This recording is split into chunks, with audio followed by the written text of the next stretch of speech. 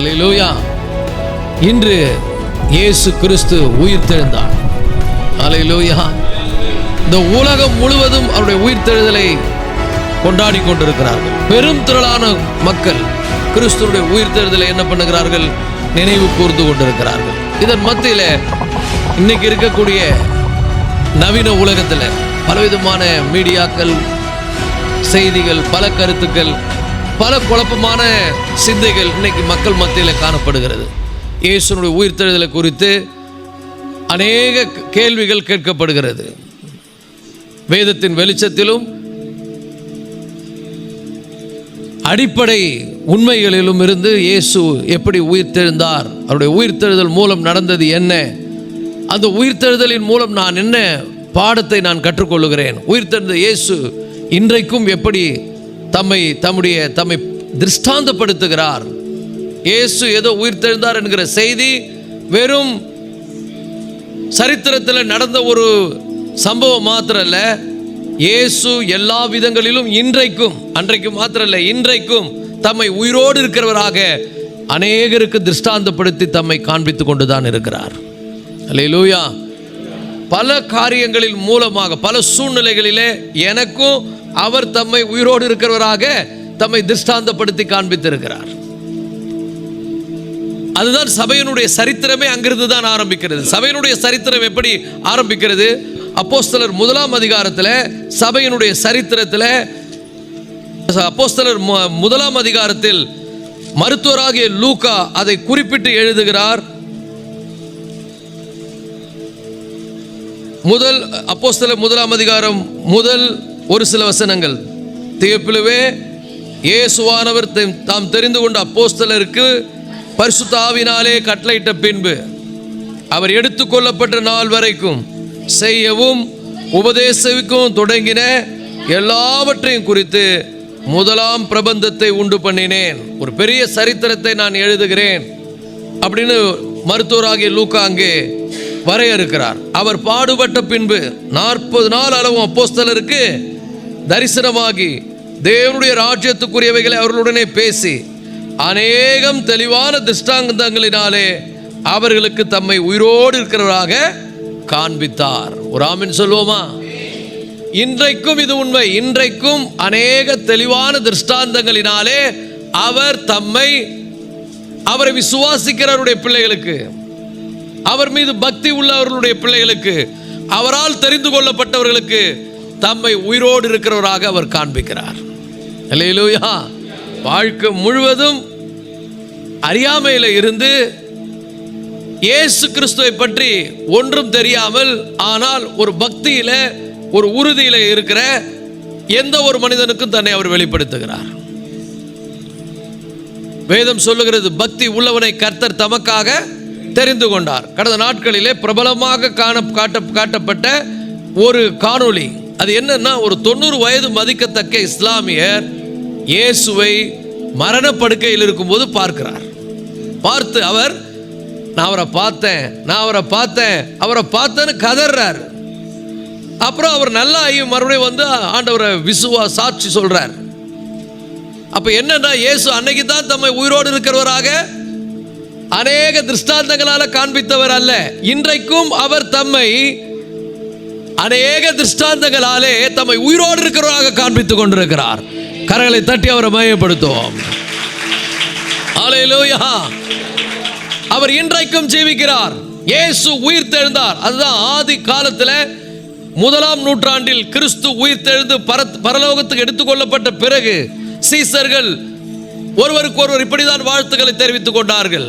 ஒருவரை பார்த்து இயேசு உயிர்த்தெழுந்தார் அப்படின்னு சொல்லும் போது மெய்யாகவே அவர் உயிர்த்தெழுந்தார் என்று இந்த செய்தி உலகமெங்கும் பரவியது. இயேசு உயிர்த்தெழுந்ததை ஏதோ ஒரு சில பேர் தான் பார்த்தாங்கல்ல, அன்றைக்கு அநேக மக்களுக்கு தன்னை அவர் வெளிப்படுத்தினார். ஏறக்குறை உயிர்த்தெழுந்து இந்த உலகத்தில் 50 நாட்கள் அவர் தன்னுடைய சீசர்களோடு நேரங்களை செலவழித்தார். ஏன்னா எல்லாத்துக்கும் ஒரு நேரம் வச்சிருந்தார். எதுவுமே அவர் எதர்ச்சியா நடக்கல, எதுவுமே சொல்லாம நடக்கல. எல்லாம் முன்னறிவிக்கப்பட்டது. பழைய ஏற்பாட்டில் அவருடைய பிறப்பு, அவருடைய ஊழியம், அவருடைய அற்புதங்கள், அவருடைய மரணம், அவருடைய உயிர்த்தெழுதல், அவர் பரலோகத்துக்கு எடுத்து செல்லப்படுதல், பிதாவுடைய வலதுபரிசத்தில் அமருதல், அத்தனையும் முன்னறிவிக்கப்பட்டிருக்கிறது. முன்னறிவிக்கப்பட்டபடியே எல்லாம் என்ன பண்ணுகிறது? எல்லாம் நடக்கிறது. அதை இயேசு அறிந்திருந்தார். இந்த நேரத்திற்கு தான் தன்னுடைய மரணம் நடக்கும்னு சொல்லி அவர் சரியான நேரத்துக்கு புறப்பட்டு போனார். நம்ம அவர் மரித்த அந்த நாளை நினைவு கூறும் பொழுது அதை நான் உங்களுக்கு காண்பித்தேன். அவருடைய உயிர்த்தெழுதலும் அப்படிதான். இயேசு பல முறை தன்னுடைய மக்களோடு சொல்லிக்கொண்டே இருக்கிறார். என்னை இந்த மாதிரி காட்டி கொடுப்பார்கள், என்னை அவமானப்படுத்துவார்கள், பல பாடுகளுக்கு உட்படுத்துவார்கள், சிலுவையில் அறைவார்கள், நான் மரிப்பேன், 3ஆம் நாள் உயிரோடு எழுவேன். கரெக்டாக சொல்றார், 3ஆம் நாள் உயிரோடு எழுவேன். யோனா பெரிய மீனினுடைய வயிற்றிலே 3 நாள் இருந்தது போல இயேசுவே சொல்றார், அதை மனுஷகுமாரனும் தம்மை விசுவாசிக்கிறவன் எவனும் ரட்சிக்கப்படும்படி பூமியின் வயிற்றிலே 3 நாள் இருப்பார்னு அவர் தன்னை சொல்லி அப்பப்ப சொல்லிக்கிட்டே இருந்தார். குறித்த நேரத்தில், சரியான நேரத்தில், எல்லாம் அப்பாயிண்டட், எல்லாம் நிர்ணயிக்கப்பட்ட ஒன்று. ஆனா இதை சொல்லும் பொழுது சீசர்களும் புரிஞ்சுக்கல, யாருமே புரிஞ்சுக்கல. ஏன்னா இதுவரைக்கும் அப்படி ஒன்று நடந்ததும் இல்லை. ஆகவே அவர்கள் அதை தன்னுடைய மனதில் வைக்கல. இப்ப நம்ம ஒவ்வொருவருடைய அந்த அனுபவங்களை நீங்கள் பார்ப்பீர்களானால், மத்தேயும் சரி, மார்க்கும் சரி, லூக்காவும் சரி, யோவானும் சரி, எல்லாரும் கிறிஸ்து உயிர்த்தெழுந்ததை அவர்கள் எப்படியெல்லாம் பார்த்தாங்களோ அதே போலவே அவங்க காட்சிப்படுத்தி இருக்கிறார்கள் வேதத்தில். அதுல பல காரியங்கள், ஒவ்வொருவருடைய அனுபவங்களை பார்க்கும்போது பல காரியங்கள் ஒற்றுமையா இருக்கிறது. அதே நேரத்தில் அது உலக மக்களுக்கு ஒரு சாட்சியாக என்ன பண்ணப்பட்டிருக்கிறது? எழுதப்பட்டிருக்கிறது. இது கட்டுக்கதை அல்ல. இல்லைன்னா உலகம் முழுவதும் இந்த செய்தி பரவி இன்னைக்கு அநேகர் இயேசுவை ஏற்றுக்கொள்வதற்கு வாய்ப்பே இருந்திருக்காது. கிறிஸ்தவம் இயேசுனுடைய மரணத்தில் அல்ல, அவருடைய உயிர்த்தெழுதலிலே அஸ்திபாரம் இடப்பட்டிருக்கிறது. ஹல்லேலூயா. நம்முடைய விசுவாசம் வெறும் அவருடைய மரணத்தில் மாத்திரமல்ல, அவருடைய உயிர்த்தெழுதலிலும் நங்கூரம் இடப்பட்டிருக்கிறது. நாமும் அவருடைய உயிர்த்தெழுதல் என்ன பண்றோம்? விசுவாசிக்கிறோம். இன்றைக்கும் அநேகருக்கு அவர் தம்மை உயிரோடு இருக்கிறவராக என்ன பண்ணுகிறார்? வெளிப்படுத்துகிறார். குறிப்பாக எங்கெல்லாம் சுவிசேஷம் போறதுக்கு சாத்தியக்கூறு இல்லையோ அங்கே அவரே இறங்கி போறார், அவரே தன்னை வெளிப்படுத்துகிறார். நீங்க இன்றைய காலகட்டங்களில் பார்க்கும்போது கம்யூனிஸ்ட் நாடுகளிலே இயேசு அநேகருக்கு தன்னை வெளிப்படுத்துகிறார். இஸ்லாமிய நாடுகளிலே இயேசு தன்னை உயிரோடு இருக்கிறவராக அநேகருக்கு வெளிப்படுத்துகிறார். எவர்களை முன்குறித்தாரோ அவர்களுக்கு தன்னை வெளிப்படுத்துகிறார். அப்ப எல்லாம் சொன்னபடியே நடக்கிறது. இங்க மத்தேயு ஒரு அற்புதமான காட்சியை நமக்கு காண்பிக்கிறார். அதுல இருந்து தான் நம்ம நிறைய காரியங்களை இன்னைக்கு தியானிக்க போறோம். எல்லாம் வாசிக்கப்பட்ட மத்தேயு 28ஆம் அதிகாரத்துல முதல் 10 வசனங்களை நம்ம தியானிக்க போறோம். இந்த முதல் 10 வசனங்கள்ல அங்கே சொல்லப்பட்டிருக்கிற ஒவ்வொரு காரியத்தையும் நாம் பார்க்கும் பொழுது முதல் 10 வசனங்கள், மத்தேயு 28ஆம் அதிகாரத்துக்கு திருப்பிக் கொள்ளுங்கள். முதல் 10 வசனங்களிலிருந்து நாம் சத்தியங்களை தியானிக்க போகிறோம். இன்னைக்கு அது ஒரு பெரிய அனுபவத்தை நமக்கு கொடுக்க போகிறது. ஏறக்குறைய 7 காரியங்களை இந்த 10 வசனங்கள் மூலம் நாம் தியானிக்க போகிறோம். முதலாவது நம்ம அந்த 10 வசனங்கள்ல ஒரு சில வசனங்களை வாசிப்போம். ஓய்வு நாள் முடிந்து வாரத்தின் முதலாம் நாள் விடிந்து வருகையில் மகதலேனா மரியாளும் மற்ற மரியாளும் கல்லறையினிடத்திற்கு கல்லறையை பார்க்க வந்தார்கள். அல்லேலூயா. இப்ப கவனிங்க, இயேசு அவர் மரித்து கல்லறையில் அடக்கம் பண்ணப்பட்டு எல்லாம் முடிஞ்சிருச்சு. இயேசு உண்மையாகவே மரித்தார். இயேசுனுடைய மரணம் உறுதி செய்யப்பட்ட மரணம். அவர் சில பேர் என்ன சொல்றாங்க, அதான் சில பேருடைய கருத்து என்ன தெரியுமா? அவர் சிலுவையில் இருக்கும்போது கொஞ்சம் உயிர் இருந்தது, அதனால அந்த உயிரோடு இருக்கும்போது அவரை கொண்டு போய் வச்சாங்க. இந்த இவங்கெல்லாம் கொண்டு போய் என்ன பண்ணாங்க? சுகந்த வர்க்கம் விட்டாங்க. அது வேற ஒன்றும் இல்லை, அது மருந்து மாதிரி. அந்த நாட்கள்ல அதை போட்ட உடனே அவருக்கு காயம் நல்லாயிடுச்சு. அவர் நல்லா என்ன பண்ணாரு? வெளியே வந்தாருன்றாங்க. இது நிறைய பேருடைய மைண்ட்ல இப்படிதான், மனசுல அது அப்படி இருக்குது. ஆனா இங்க வசனம் நமக்கு ரொம்ப தெளிவா நமக்கு அதை சுட்டி காண்பிக்கிறது. அவ்வளவு இயேசுனுடைய மரணம் ஏதோ திடீரென்று நடந்து அப்படியே உள்ள வச்சிடல. இயேசு உலகத்தில் யாரும் தாக்கப்படாத அளவுக்கு கொடூரமாய் தாக்கப்பட்டார். அவருடைய அந்த கோர காட்சியை 4 அதிகாரங்களிலும் அங்கே காட்சிப்படுத்தப்பட்டிருக்கிறது. 4 அதிகாரத்தில் விளக்கமாய் சொல்லப்பட்டிருக்கிறது. அந்த அளவுக்கு அவரை பாடுக்குட்படுத்தினார்கள். இன்னும் சொல்ல போனா அவரோடு கூட சிலுவையில் அறையப்பட்ட கல்லர்களுக்கு கூட அப்படிப்பட்ட பாதிப்பு வரல. இவருக்கு அவ்வளவு வேதனையும் அவ்வளவு பாதிப்பும் ஏற்படுத்தப்பட்டது. அதே நேரத்தில் ரோம சோல்ஜர்கள் இருக்கிறாங்க பாருங்க, அவங்க மற்றவங்கள மாதிரி கிடையாது. அவங்க ரொம்ப அந்த விஷயத்துல ஒருத்தரை சாகடிக்கிறதுல தலை சிறந்தவர்கள், கொடுமைப்படுத்தி சாவடிக்கிறதுல ரோம போர்ச்சவகர்கள் கை தேர்ந்தவர்கள். அவங்க கிட்ட மாட்டினா அவ்வளவுதான் அப்படின்ற மாதிரி. அப்போ நீங்க வேதத்தில் நீங்க வாசிப்பீர்களானால் யோவான் 19ஆம் அதிகாரம் 33ஆம் வசனத்தில் அங்கே ஒரு சம்பவம் சொல்லப்பட்டிருக்கிறது. இயேசு உண்மையாகவே மரித்தார் அப்படி என்பதற்கான சான்று அங்கே கொடுக்கப்பட்டிருக்கிறது. யோவான் 19:33. அவர்கள் இயேசுவினிடத்தில் வந்து அவங்க கவனிங்க, அவர் மரித்து போனார்னு பார்த்துட்டு கண்டுனா அதற்கு சோதித்தார்கள். அவங்க மரித்து போனார்னு கண்டு அவருடைய கால் எலும்புகளை முறிக்கவில்லை. ஏன்னா ஒருத்தர் சாகலைன்னா அவங்க என்ன பண்ணுவாங்கன்னா சாவடிப்பாங்க. சாகலையா, சரியா சாகலையா, சாவடிப்பாங்க. அப்போ இயேசுவோடு 2 கல்லர்கள் அறையப்பட்டிருந்தாங்க சிலுவையில். இயேசுவினுடைய மரண ஆக்கினையை பார்த்து ரொம்பவும் அது பயங்கரமான ஒரு ஆக்கினை தீர்ப்பு. அவர் என்ன பண்ணிட்டார்னா உரிய நேரத்தில் தன்னுடைய ஜீவனை ஒப்பு கொடுக்கிறார் பிதாவிடத்தில். இயேசு இவங்கெல்லாம் அடிச்சு அவருடைய உயிர் போல இயேசுவே அந்த உயிரை கொடுக்கிறார். ஏன்னா அவர் சொல்றாரு, என்னுடைய உயிரை எனக்கு கொடுக்கவும் அதிகாரம் உண்டு, அதை திரும்பவும் எடுக்கவும் எனக்கு அதிகாரம் உண்டு. அப்ப கொடுத்தார். எப்படி கொடுத்தார்? பிதாவே என்னுடைய ஆவியை உடைய கரங்கள் ஒப்புவிக்கிறேன்னு கரெக்டா சொல்லி அவர் செத்துட்டார். தலையை சாத்து ஜீவனை விட்டார். இப்போ ஜீவனை விட்டார்னு அந்த போர்ச்சவர்கள் பார்க்குறாங்க கல்லறை அந்த சிலுவையில் தொங்கிக் கொண்டிருக்கிறவங்கள. இயேசு செத்துட்டார், இஸ் டெட். அதனால அவர் காலை முறிக்கல. அவர் சாகலைன்னா அவர் கால எலும்பை முறித்திருப்பார்கள். இது தீர்க்க தரிசனம். நீதிமானுடைய எலும்புகள் முறிக்கப்படுவது இல்லை. அப்போ இயேசுனுடைய எலும்பு அவங்க முறிக்கல, ஏன்னா அவர் ஏற்கனவே இறந்துட்டார். இப்போ அதை உறுதிப்படுத்துவதற்கு அந்த 34ஆம் வசனத்தில் வாசிக்கிறோம். இப்போ அவர் செத்துட்டாருன்னு பார்த்துட்டாங்க, கால எலும்பு முறிக்கல. ஆனாலும் பாருங்க டெஸ்ட் பண்றான். இது அவர் செத்துட்டாரா, செத்துட்ட மாதிரி நம்ம கூட நினைக்கலாம்ல. இன்னைக்கு நிறைய பேர் சொல்ற மாதிரி, ஒருவேளை அவர் செத்துட்ட மாதிரி மயக்கத்தில் இருந்திருப்பாருங்க, அதனால இவர் செத்துட்டாருன்னு நினைச்சிட்டு இருப்பாங்க. இன்னைக்கு நிறைய பொய், உண்மைக்கு புறம்பான காரியங்கள். ஏன்னா இந்த மாதிரி ஒரு உலகத்தில் நம்ம இருக்கிறோம். சில பேர் சொல்றாங்க இயேசு இல்லைங்க, அது யூதாசை தூக்கி அடிச்சிட்டாங்க, இயேசு போயிட்டாருன்னு. இயேசு மர்மமாய் போயிட்டாரு, யூதாச சிலுவையில் என்ன பண்ணிட்டாங்க, அரைஞ்சிட்டாங்கன்னு சில கொள்கைக்காரர்கள் நம்புகிறார்கள்.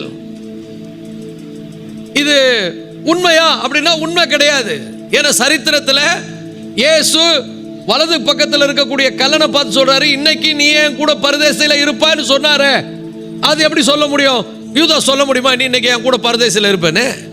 யூதா சொல்ல முடியாது, இயேசு மட்டும்தான் சொல்ல முடியும். ஏன்னா அவர் பரலோகத்திலிருந்து இறங்கி வந்தவர், அவர் பரலோகத்துக்கு போகிறவர், அவர் தான் வழி பரலோகத்துக்கு போறதுக்கு என்பதை சிலுவையிலே நிரூபிக்கிறார்.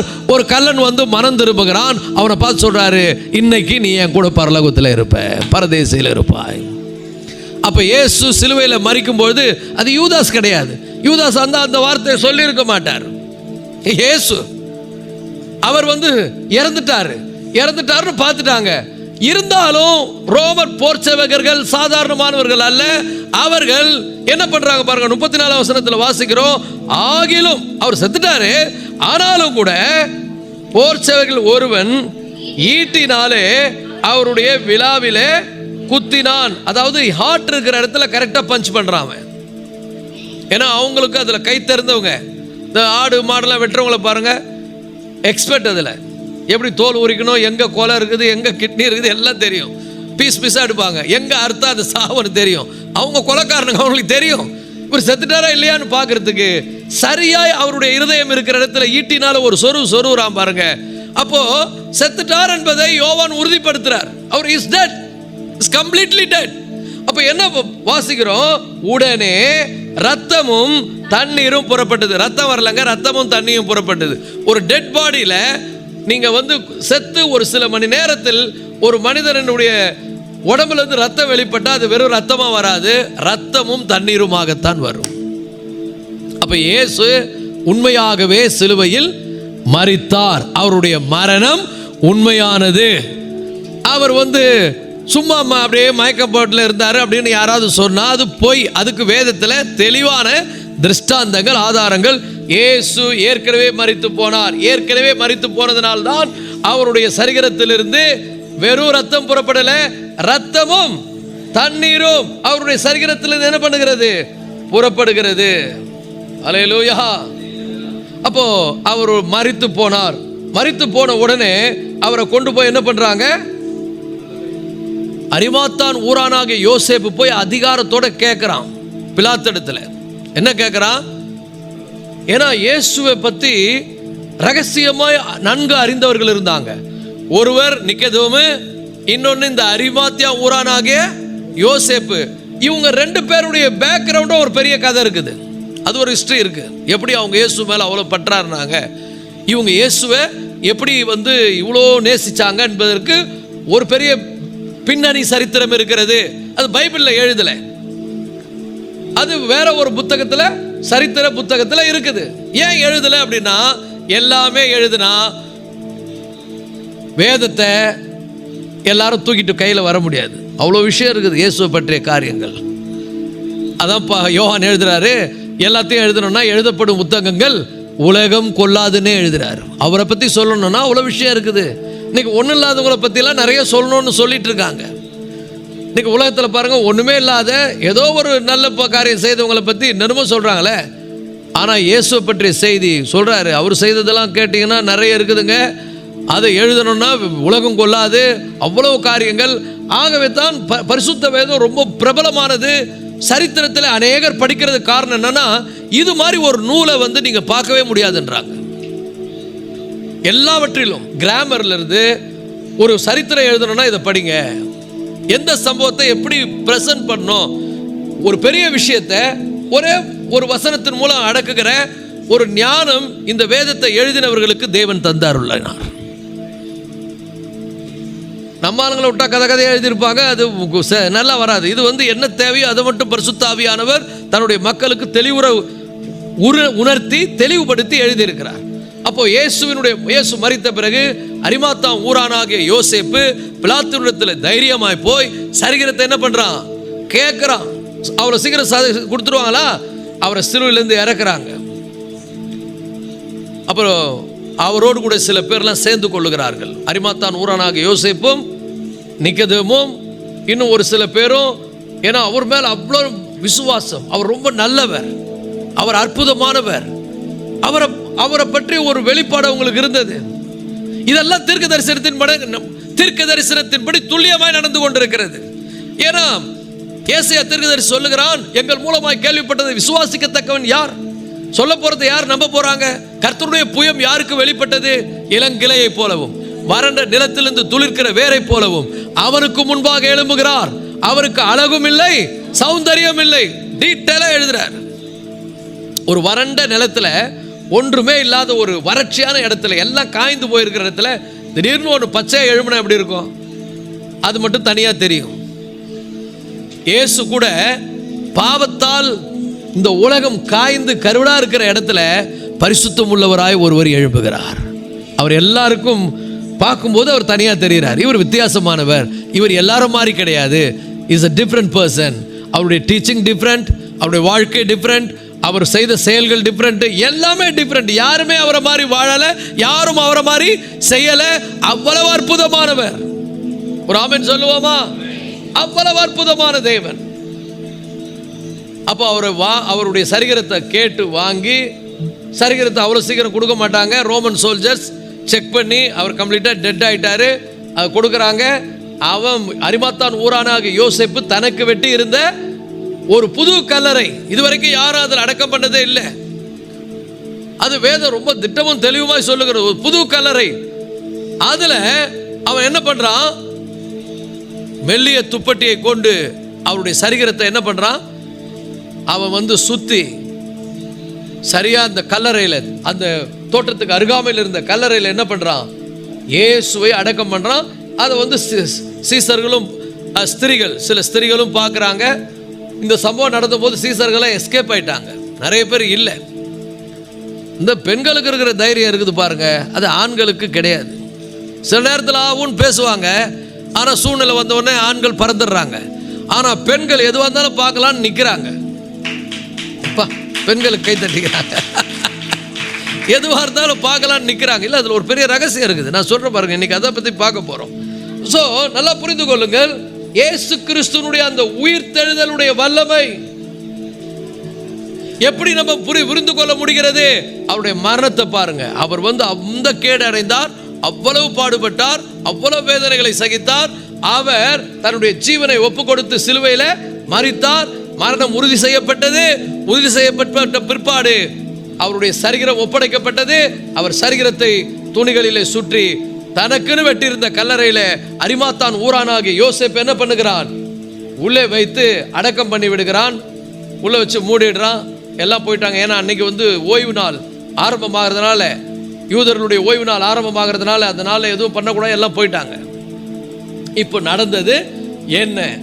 இன்னைக்கு முதல்ல புரிந்து கொள்ளுங்கள், அவருடைய மரணம் என்பது ரியல். அதான் ஃபர்ஸ்ட் பாயிண்ட். அவருடைய மரணம் உண்மையானது, தத்ரூபமானது, அது உறுதி செய்யப்பட்டது.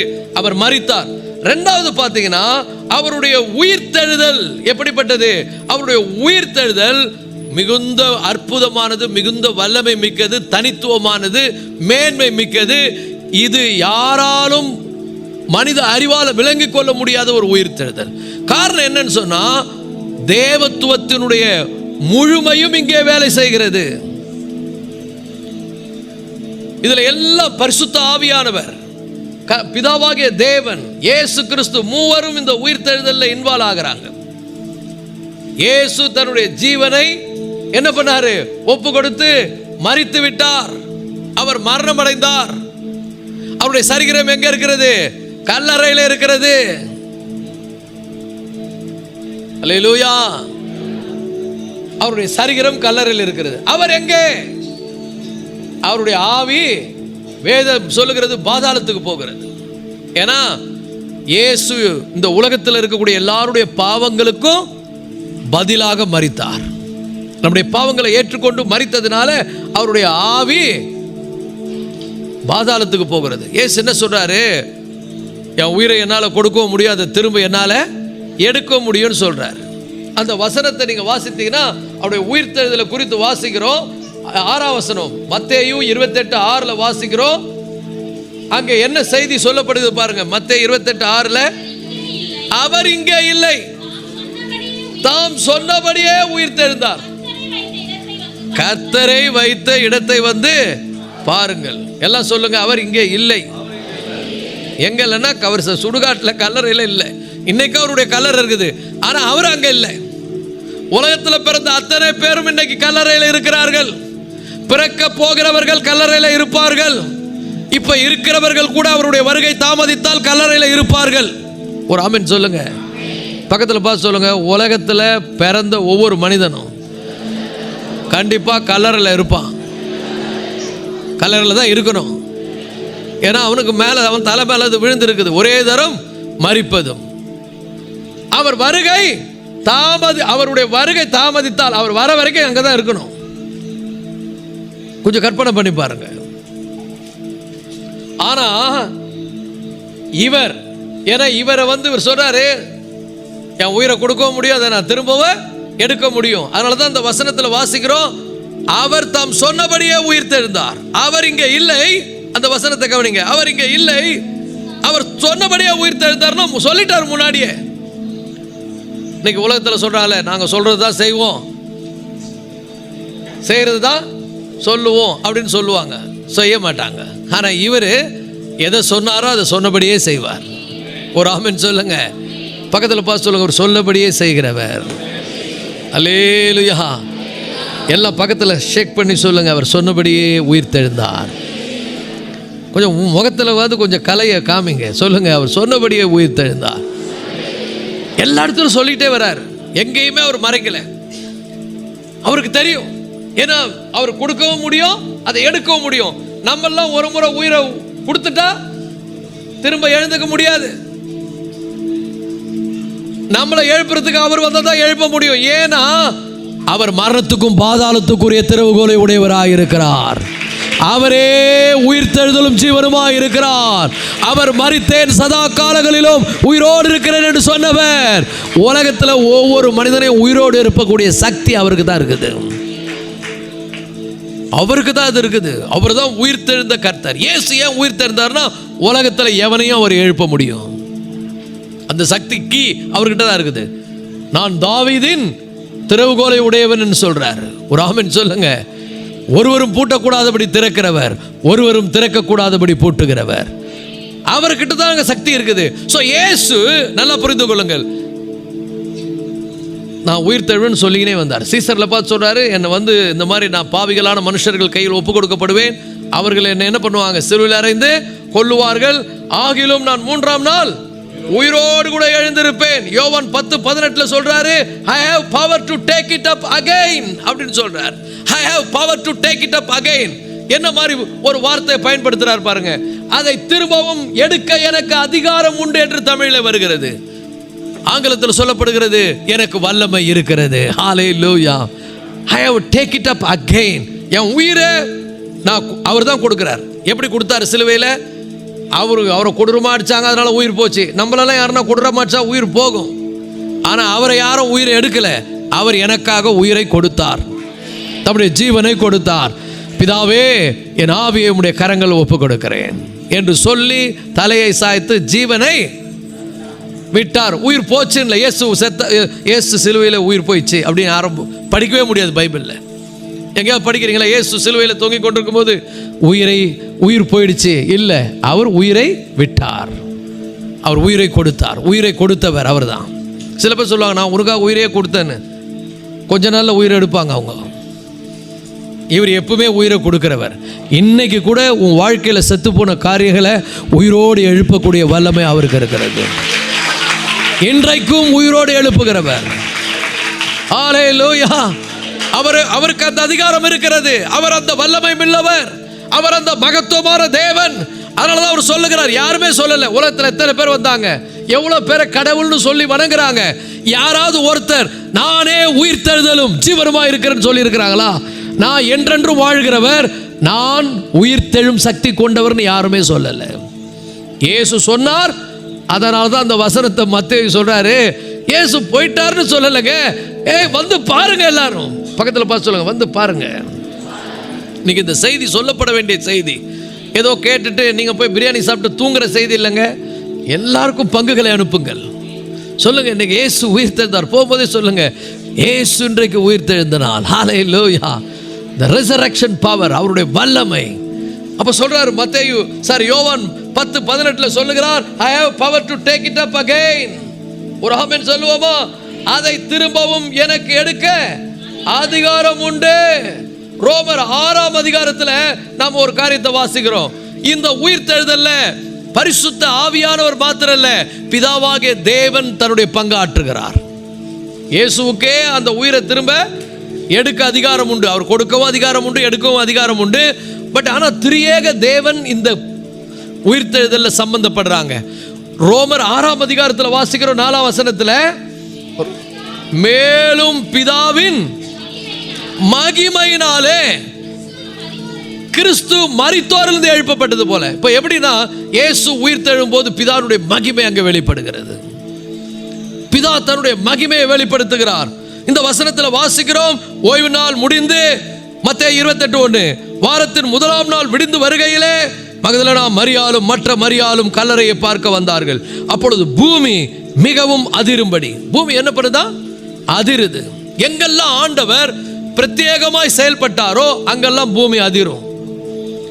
அவர் வரும்போது கூட பூமி அதிரும். அவர் உயிர் விடும்போது பூமி அதிர்ந்தது. இப்போ அவர் உயிர் தெழுந்த போது பூமி அதிர்ந்தது. ஆண்டவர் தன்னுடைய வல்லமையோடு செயலாற்றும் போது, பிதா தன்னுடைய மகிமையை வெளிப்படுத்தும் போது பூமி அதிரும். அல்லேலூயா. பூமி அதிர்ச்சி இயற்கையா வருதுன்னு நினைக்காதீங்க. பிதா சொல்றாரு, நான் ஒருத்தர் இருக்கிறேன்டா, மறந்துடாதீங்க யாரும். பூமி அதிர்துன்னா சாதாரணமானது இல்லைங்க. Is declaring himself that I am here. நான் இந்த உலகத்தில் இருக்கிறேன், நான் ஒருவன் இருக்கிறேன், எனக்கு விரோதமாய் நீங்கள் செயல்படக்கூடாது, நான் மிகுந்த வல்லமை உள்ளவன் அப்படி என்பதை பிதா வெளிப்படுத்துகிறார். அப்ப இந்த வசனம் சொல்லுகிறது, மேலும் பிதாவினுடைய மகிமையினாலே இயேசு கிறிஸ்து உயிரோடு எழுப்பப்பட்டது போல. 6ஆம் அதிகாரம் 4ஆம் வசனம் ரோமர், மேலும் பிதாவின் மகிமையினாலே கிறிஸ்து மரித்தோரிலிருந்து எழுப்பப்பட்டது போல. நல்லா புரிஞ்சுங்க, பிதா இன்வால்வ் ஆகுறார். இந்த உயிர் தெழுதல யார் இன்வால்வ் ஆகுறதுங்க?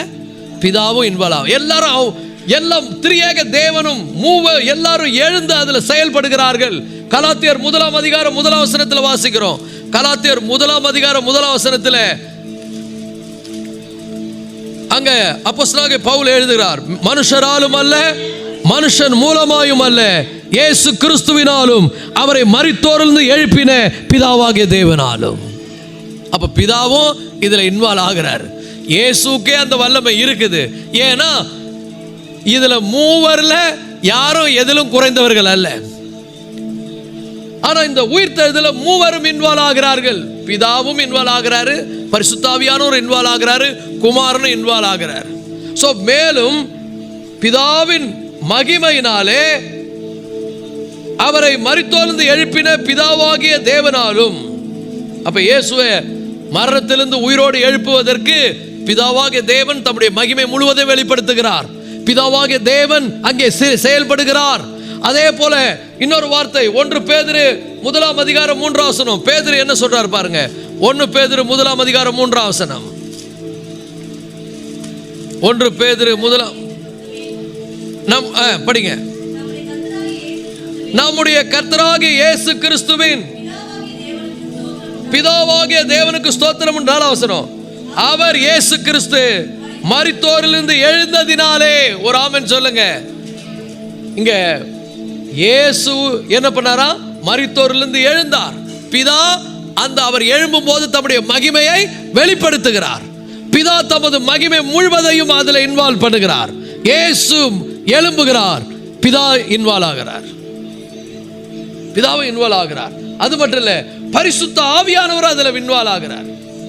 இயேசுடைய உயிர்த்தெழுதல் சாதாரணமானதல்ல, சர்வ வல்லமை உள்ளது, மகா பயங்கரமானது, மகத்துவமானது, தனித்துவமானது. அதனாலதான் பூமி அதிர்ந்தது. மின்னலை போல தேவதூதன் வந்து வானத்திலிருந்து இறங்கி வருகிறான். ஒரு ஆமென் சொல்லுவோமா? தேவதூதன் வானத்திலிருந்து மத்தேயுல வாசிக்கிறோம். அப்பொழுது பூமி மிகவும் அதிரும்படி கர்த்தருடைய தூதன் வானத்திலிருந்து இறங்கி வந்து வாசலில் இருந்த கல்லை புரட்டி தள்ளி அதன் மேல் உட்கார்ந்தான். ஒரு ஆமென் சொல்லுவோமா? அவனுடைய ரூபம் மின்னலை போலவும் அவனுடைய வஸ்திரம் உறைந்த மழையை போலவும் வெண்மையாகவும் இருந்தது. ஒரு ஆமென் சொல்லுங்க. ஹல்லேலூயா. ஒரு சில பேர் கேட்கிறாங்க, இயேசு தேவன் தானே, தேவனை யாராவது கொல்ல முடியுமா? தேவனை யாராவது சாகடிக்க முடியுமா? நீங்க எப்படி அவர் செத்தார்னு சொல்றீங்கன்னு? அவரை சாகடிக்கவே முடியாது. ஏன்னா அவர் உயிர்த்தெழுதலும் ஜீவனுமா இருக்கிறேன். நம்மெல்லாம் செத்துட்டா இன்ஆக்டிவ். ஆனா அவர் செத்தாலும் அவர் செயலாற்றுவார். அவர் சரிகிறது மட்டும்தான் அவர் டெத்து. ஆனா அவர் இன்னொரு இடத்துல போய் பிரசங்கம் பண்ணிட்டு இருக்கிறார். ஒரு ஆமென் சொல்லுங்க. நம்ம என்ன பண்ணுவோம் நமக்கு தெரியாது, என்ன நடக்க போதுனே தெரியாது. இன்னும் நம்ம முன்ன பின்ன சுடுகாட்டுக்கு போனதில்லை. ஆனா அவர் கல்லறை உள்ள போய் அவர் சரிகிற அங்க இருந்தது. ஆனா அவரை குறித்து பார்க்கிறோம், அவர் போய் காவலில் உள்ள ஆவிகளுக்கு பிரசங்கித்தார். அங்க அவர் செயலாற்றி கொண்டிருக்கிறார். அவரை யாரும் சாகடிக்க முடியாது. அவர் சரிகிரத்தில் வந்தார், அந்த சரிகிரத்தை நமக்காக அவர் பலியிட்டார். ஒரு ஆமென் சொல்லுங்க. இப்பொழுது பிதாவினுடைய மகிமை இன்வால்வ் ஆகிறது, பரிசுத்த ஆவியானவர் இன்வால்வ் ஆகிறார்கள். தமது முழு வல்லமையும் அவர் வெளிப்படுத்துகிறார். திரித்துவ தேவனுடைய மகா வல்லமை அவருடைய உயிர்த்தெழுதல்ல வெளிப்படுகிறது. ரோமர் 8ஆம் அதிகாரம் 11ஆம் வசனத்தை எடுங்க. ரோமர் 8ஆம் அதிகாரம் 11ஆம் வசனம். அன்றியும் இயேசுவை மரித்தோரிலிருந்து எழுப்பினவருடைய ஆவி உங்களில் வாசமாயிருந்தால், கிறிஸ்துவை மரித்தோரிலிருந்து எழுப்பின உங்களில் வாசமாயிருக்கிற தமது ஆவியினாலே சாவுக்கு ஏதுவான உங்கள் சரீரங்களையும் உயிர்ப்பிப்பார். ஹல்லேலூயா. கரங்களை தட்டி கர்த்தரை மகிமைப்படுத்துவோம். ஹல்லேலூயா. சில பேருக்கெல்லாம் இது புது அனுபவம். பக்கத்தில் பார்த்து சொல்லுங்க, உங்களுக்கு புது அனுபவமாக இருக்கோ? ஏன்னா இன்னைக்கு தான் காலையில் சீக்கிரமாக எழுந்து வந்திருக்கிறீங்க. தூக்கம் கண்ணை சொல்கிறாங்களே, கண்ணை கட்டுது பாஸ்டர். சில பேருக்கு அப்படியே இழுக்குது. ஆனாலும் அவங்க வந்து தியாகமாக, ஐயோ இன்னைக்கு நான் கொஞ்சம் விழிப்பாக இருக்கணும்னு ரொம்ப முயற்சி பண்ணுறாங்க. சில பேர் செத்தே போயிட்டாங்க. நான் டெய்லி நைட்டில் சாவேன், காலையில் எழுந்துப்பேன். அந்த உயிர்த்தெழுதலின் அனுபவத்தை நான் அனுபவிக்கிறேன். ஒரு ஆமென் சொல்லுங்க. நல்லா புரிந்து கொள்ளுங்கள் கர்த்தருடைய பிள்ளைகளே, தேவத்துவத்தினுடைய சகல வல்லமையும் இந்த உயிர்த்தெழுதலில் கிரியை செய்கிறது. இயேசு இதிலே தமது மிகுந்த வல்லமையை வெளிப்படுத்துகிறார். பிதாவாகிய தேவன் தமது மகிமையை வெளிப்படுத்துகிறார். பரிசுத்த ஆவியானவர் தமது பங்குக்கு அவரும் என்ன பண்ணுகிறார்? செயலாற்றுகிறார். திரித்துவ வல்லமை இங்கே வெளிப்படுகிறது. அதனாலதான் எல்லா ஆக்ஷனும் அங்க பாத்தீங்கன்னா அந்த அனுபவமே தனி. இயேசு மகிமையோடு எழுந்துட்டாரு. நிறைய பேர் நினைக்கிறாங்க இயேசு உள்ள அப்படியே கல்லறையில் படுத்திருந்தாரு, தேவதூதர் வந்து திறந்த உடனே அவர் வெளியே வந்தாருன்னு. ஏங்க, சரீரத்தையே எழுப்பக்கூடியவருக்கு கல்லறையை திறக்க முடியாதா? அவரால் முடியும். ஆனா இயேசு தேவதூதர் வந்து அந்த கல்லறையை பிரட்டின உடனே திறக்கலங்க. அவர் உயிர் தெரிந்து எப்போ போயிட்டாருங்க. Is already Khan. எப்படி போனாராம்? மேலும் பிதாவினுடைய மகிமையினாலே போகிறார். பரிசுத்த ஆவியானவர் அவரை எழுப்புகிறார். இயேசு கிறிஸ்து அவரை சொல்லுகிறார், அதை கொடுக்கவும் எனக்கு அதிகாரம் உண்டு, அதை திரும்ப எடுக்கவும் எனக்கு அதிகாரம் உண்டு. காரணம், நாங்கள் தனியா இல்லை, நானும் என் பிதாவும் பரிசுத்த ஆவியானவரும் ஒன்றாய் இருக்கிறோம். மூவரும் இணைகிறார்கள் இந்த உயிர்த்தெழுதல்ல. ஹல்லேலூயா. இது ஒரு மாபெரும் மகிமையான செயல். இயேசு உயிர்த்தெழுந்து போயிட்டார். கல்லறை வந்து சும்மா கண்ணுக்கு முன்னால மூடி இருக்குது. ஏன் திறக்கணும்? தேவதூதன் ஏன் திறக்கணும்? திறந்ததுனால இயேசு வரலங்க, அவர் எப்பயே போயிட்டார். அதனாலதான் இந்த செய்தி அங்க மத்தேயு 28 ரொம்ப அழகா அந்த வசனத்தை ரொம்ப அழகா வடிவமைக்கிறார் பரிசுத்த ஆவியானவர். சொல்லுகிறார், அப்பொழுது பூமி அதிரும்படி கர்த்தருடைய தூதன் வானத்திலிருந்து வந்து வாசல் இந்த கல்லை புரட்டத்தள்ளி அது மேல் உட்கார்ந்தான். உட்கார்ந்தவன இயேசு வெளியே வந்தார்னு எங்கேயுமே நீங்க படிக்க முடியாது. அவன் உட்கார்ந்தான். அப்போ அவனுடைய ரூபம் மின்னலை போலவும் அவருடைய வஸ்திரம் உறைந்த மழை போலவும் வெண்மையாக இருந்தது. காவலர்கள் அவனுக்கு பயந்ததினால் திடுக்கிட்டு சேர்த்தவர்கள் போனார்கள். அந்த தூதன் சிறைகளை நோக்கி, நீங்கள் பயப்படாதிருங்கள். இவங்க எப்படி வந்திருக்கிறாங்க? கலக்கமும் திகிலும் குழப்பமும் பயமும் நிறைந்தவர்களா இருந்தாலும் அதெல்லாம் பொருட்படுத்தாம ஆண்டவர் மேல இருக்கக்கூடிய அந்த பற்று, ஆண்டவர் மேல இருக்கக்கூடிய அந்த பக்தி, ஆண்டவர் மேல இருக்கக்கூடிய அந்த அளவிட முடியாத அந்த அன்பு அவங்களை இழுத்து கொண்டு வருகிறது. ஆனா உள்ள என்ன இருக்கு? உள்ள என்ன இருக்கு? குழப்பம் இருக்கு, கலக்கம் இருக்கு, உள்ளுக்குள்ள ஒரு விதத்துல பயம் இருக்கு, ஒரு விதமான திகைப்பு இருக்குது. ஐயோ இப்படி பண்ணிட்டாங்களே. இவங்க ஆக்சுவலா இயேசு உயிர் தெழுந்திருப்பார், அவரை போய் பார்க்கணும்னு வரவே இல்லை. இவங்களுக்கு அந்த ஐடியாவும் கிடையாது. ஏன்னா இயேசு எப்பொழுதெல்லாம் உயிரோடு எழுப்புன்னு சொல்லும் போதெல்லாம் வேதம் அதே கோடிட்டு காமிக்குது. அவர்களும் அதை அறியாதிருந்தார்கள், அவர்களுக்கு அதை புரியல. இவங்க என்ன வந்துட்டாங்கன்னா, அவர் மேல இருந்த அன்பு, அவர் மேல இருந்த அந்த வைராக்கியம், அவரை எப்படியாவது அவருடைய சரீரத்தை பார்க்கணும், தூப வர்க்கம் இடணும். ஏன்னா நம்ம நாட்டில் கூட அந்த கலாச்சாரம் இருக்கிறது. செத்து போன பிறகு 3 நாள் கழிச்சு என்ன பண்ணுவோம் சொல்லுங்க?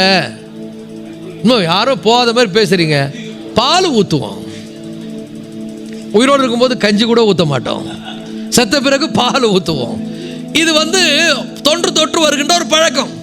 இந்த ஸ்திரீகள் கூட அதுக்கு தான் போனாங்க. இயேசு உயிர் தெழுவார் பார்க்க போல. இவங்க பயங்கர குழப்பம், பயங்கர கலக்கம், மிகுந்த கன்ஃபியூஷன், வேதனை, அப்படி ஒரு பயத்தோடு வராங்க. இன்னைக்கு கூட நீங்க அப்படி வந்திருக்கலாம். அப்படி வந்தவங்களுக்கு தேவதூதன் ஒரு நற்செய்தியை சொல்லுகிறார், பயப்படாதிருங்கள், செத்து போனவர் அல்ல அவர். இன்னைக்கு சொல்லுகிறேன் கர்த்தருடைய பிள்ளைகளே, உங்க வாழ்க்கையில எதெல்லாம் செத்து போச்சு நினைக்கிறீங்களோ, உங்களுக்கு சொல்லப்படுகிற செய்தி, இயேசுவுடைய உயிர்த்தெழுந்த செய்தி என்ன தெரியுமா? பயப்படாதிருங்கள், பயப்படாதிருங்கள், அவர் இங்கே இல்லை. ஓ ஹல்லேலூயா, ஹல்லேலூயா.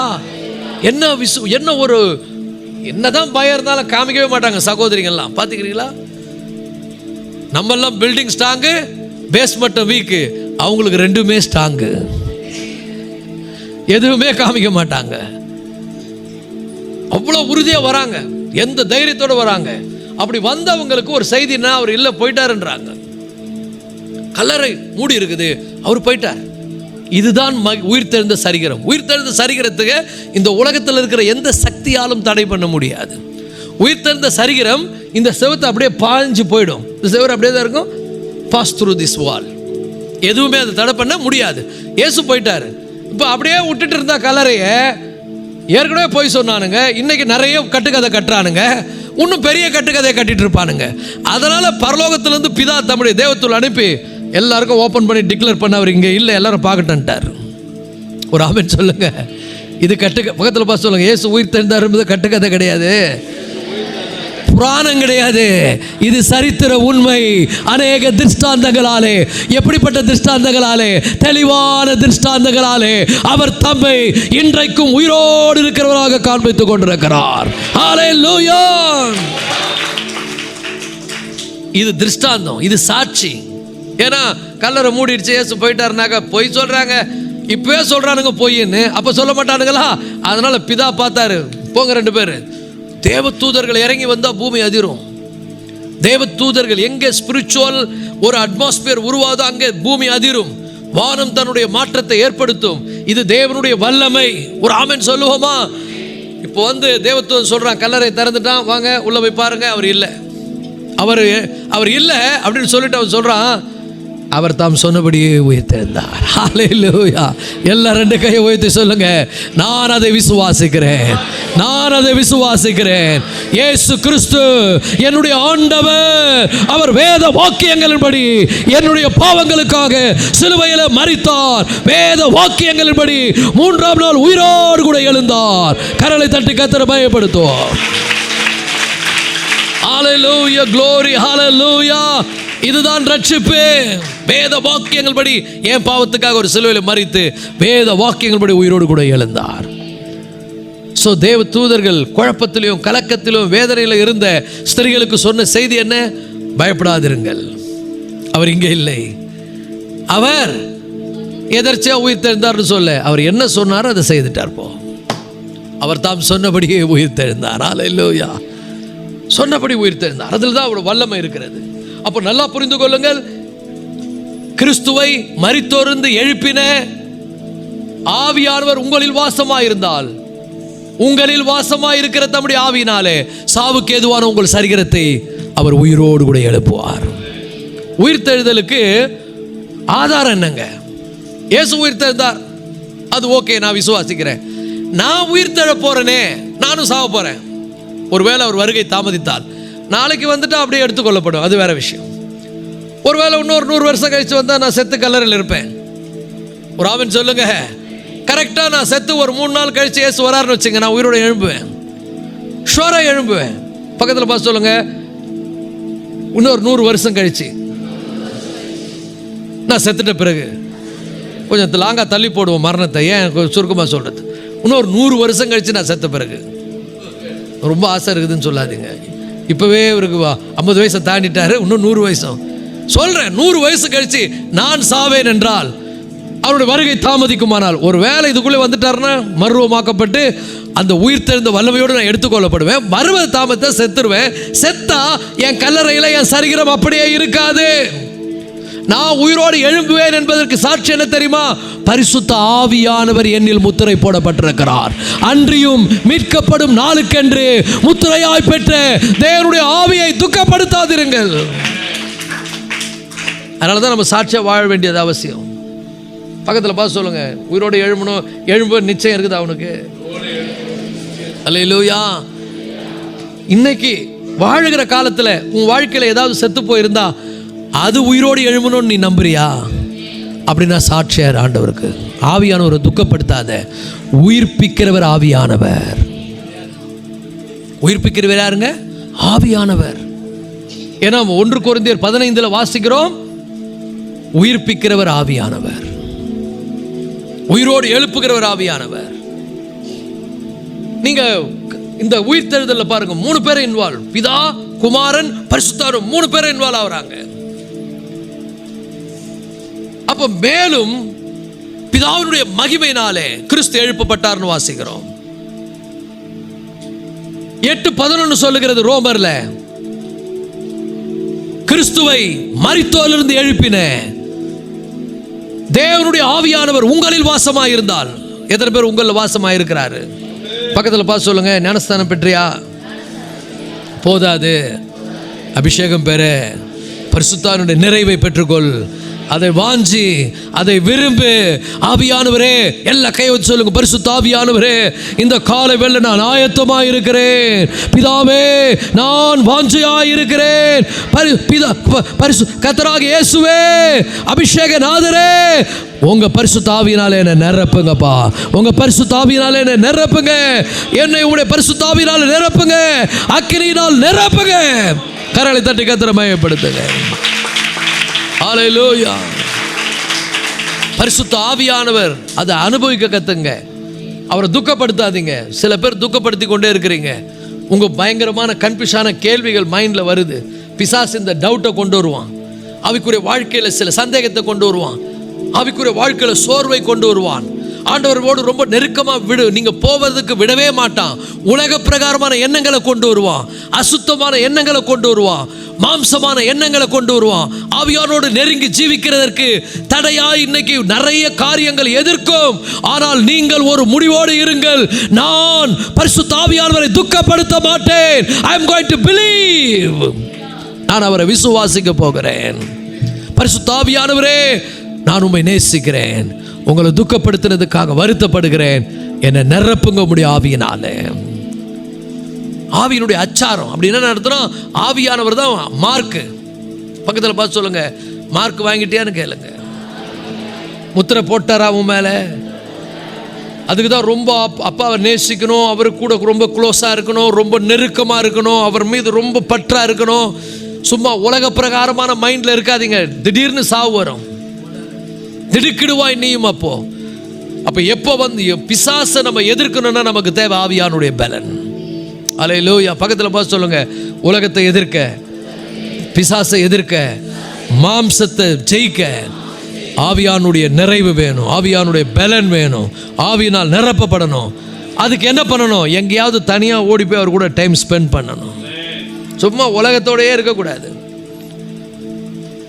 வேர்ல்ட்லி மைண்ட் இருக்கக்கூடாது. You need to love the Lord. You need to spend some time with Him. அவரோடு நெருக்கமாக இருப்பது, அவரோடு ரொம்ப ஐக்கியமாக இருப்பது. ஏன்னா உலகத்தில் நான் என் பலத்தை கொண்டு சர்வே பண்ண முடியாது. உலகத்தில் என் பலத்தை வச்சு நான் சாதிக்க முடியாது. ஆனால் ஆவியானவர் எனக்குள்ள இருப்பாரானால் அவர் என்னை உயிர்ப்பிக்கிற ஆவியானவர். என்னுடைய விசுவாசத்தை உயிர்ப்பிப்பார். என்னுடைய நம்பிக்கை உயிர்ப்பிக்கப்படும். அவர் மேல இருக்கக்கூடிய பக்தி உயிர்ப்பிக்கப்படும். இன்னைக்கு நிறைய பேர்கிட்ட பக்தி செத்து போயிருக்குது. Rice up your faith, rice up your integrity.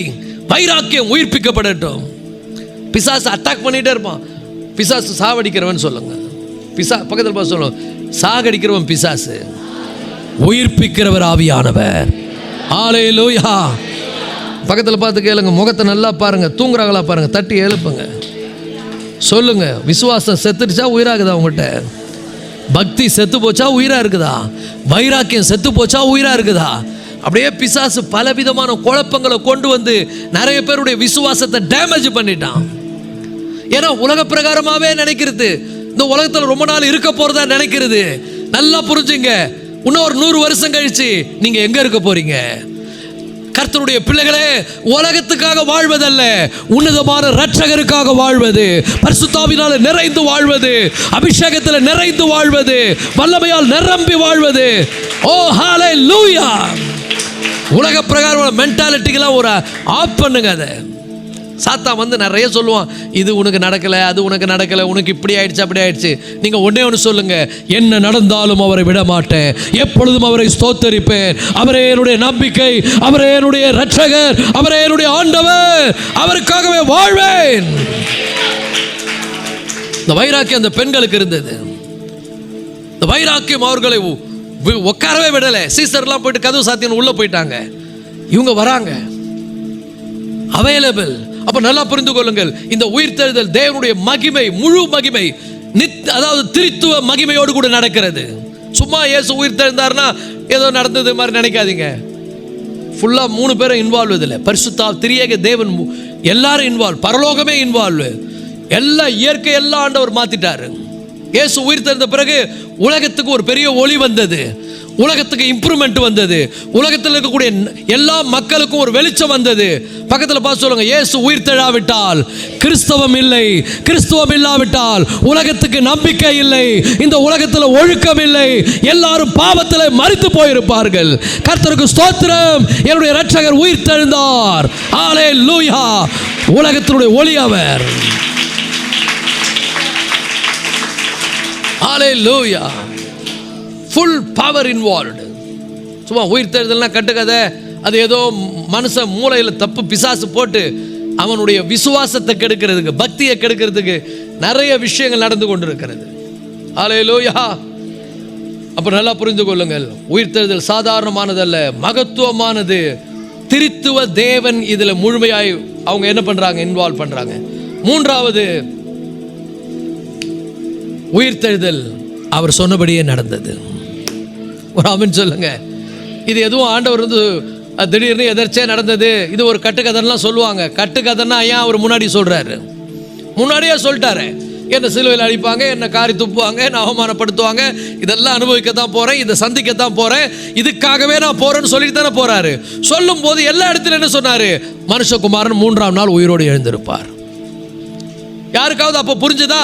புரியலை. ஏன்னா எல்லாம் மூளை வேற மாதிரி நினைக்குதுங்க, வேற சிந்தனை. இப்போ இந்த வசனத்தில் நம்ம வாசிக்கிறோம், மத்தேயு 28:6 அங்கே வசனம் சொல்லுகிறது, வந்து பாருங்கள்னு சொல்றார். நீங்கள் வந்து பாருங்கள். அவன் அந்த 6ஆம் வசனம், அவர் இங்கே இல்லை, தாம் சொன்னபடியே அவர் உயிர்த்தெழுந்தார், கர்த்தரை வைத்த இடத்தை வந்து பாருங்கள். பக்கத்தில் பார்த்து சொல்லுங்க, கொஞ்சம் போய் பாருங்க. இன்னைக்கு அவர் கல்லறை திறந்தா இருக்குது, அவர் இல்லை. எத்தனையோ அகழ்வாராய்ச்சி பண்ணிட்டாங்க, என்னென்னமோ பண்ணிட்டாங்க. சொல்றாங்க அவர் துணி இது, அவர் அடித்த இடம் இது, அவர் சிலுவையில் தொங்கினார், அந்த சிலுவையினுடைய பீஸ் இதுன்னு சொல்றாங்க. யாராவது ஒருத்தர் இயேசுனுடைய எலும்பு இதுன்னு எங்கன்னா சொல்லிக்கிறானா பாருங்க? சொல்லவே முடியாது. ஏன்னா அவர் இங்கே இல்லை. அவர் தாம் சொன்னபடியே, ஒரு ஆமென் சொல்லுங்க, அவர் எதர்ச்சா உயிர்த்தல, சொன்னபடியே உயிர்த்தெழுந்தார்.